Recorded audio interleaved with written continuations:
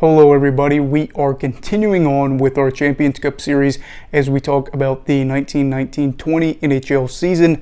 Now before we start, wanted to say please make sure to subscribe to my channel if you are new to hockey, new to me, whatever the case may be. I'd love to have you here along the way. Now let's get started. So I am talking about this season and why is it important, because well, really every season is important, but this one was kind of a big deal for the league, as the season prior was really a tough situation around the world as Spanish flu broke out everywhere. And was brought back, of course, after World War I, and the Stanley Cup was not even able to be finished in the 18-19 season. So for the 1919-20 season, it kind of was a big deal to get back on the track, or back on the right tracks for this, because the world was trying to bounce back from that big issue with the Spanish flu, which, you know, really was problematic. But anyway, going into the 1920 or 1919-1920 campaign, we saw 4 teams in the league compared to just 2 at the end of the 18-19 season. Those 2 new teams being the Quebec Athletics and the Toronto St. Patricks. And although we saw Toronto be there, they were originally named the Tecumsehs at the start of the year before the season started, from what I understand.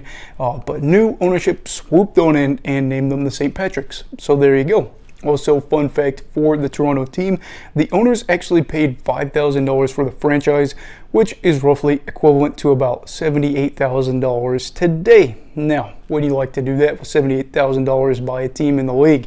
But anyway, the Canadiens also kicked off the season in a good way as they opened in a brand new Montreal Royal Arena, where they played during this season all the way through 1926. Not 2026 hasn't happened yet.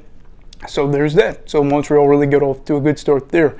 The league's worst team in this season was the Quebec Athletics, who went 4-20 overall, and they were 2-10 in both halves of this season. Ultimately, new ownership would move the team to Hamilton the next season and become the Tigers, and this was reportedly attributed to the league wanting to block Evie Livingstone from setting up another team in Hamilton that could compete with the NHL, part of a different league. As we saw, the NHL no longer existed at that time.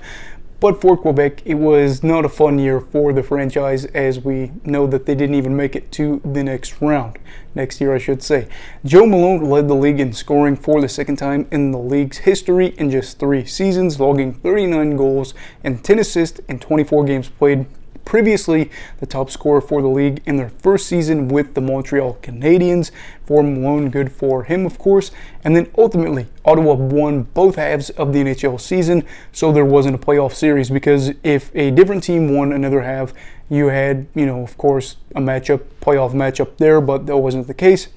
And they were simply crowned champions of the league, of the NHL, going 19-5 overall, 10-2 in the first half, and then 9-3 in the second half.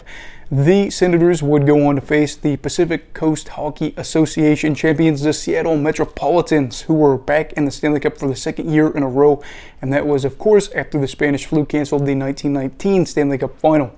Now, the games were originally scheduled to be played in Ottawa, but warm weather pushed the series to Toronto, and then the Sens would take a 2-0 series lead there in the best-of-5 series before Seattle rallied back in games 3 and 4 to make it a winner-take-all Game 5 scenario. Seattle took a 1-0 lead in this game, where the champion, of course, would be crowned, before Ottawa tied it up in the first, just minutes later after Seattle's goal. And the score was, of course, 1-1 going into the third period. Fortunately for the Senators, the floodgates opened on up in their favor, as they had 5 goals in the third to win the game 6-1 and hoist their first ever NHL Stanley Cup trophy. Of course, Stanley Cup was awarded before this, but in the NHL era, this was their first time winning the Stanley Cup.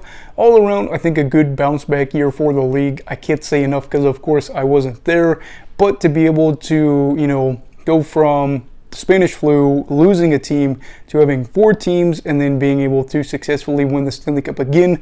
A good year for the NHL, and probably a good stepping stone for future years. But do you guys have any thoughts for the 1919-20 season? Let me know down below. Of course, I know basically nobody would be alive that's probably commenting on here, but I'd love to hear your thoughts. Anyway, please make sure to like this video if you enjoyed it. Subscribe if you're new. Everybody stay safe. Have a great night. You go love hockey, all right? Goodbye, Brigadiers and Brigadettes. This is your captain signing off. Have a great night.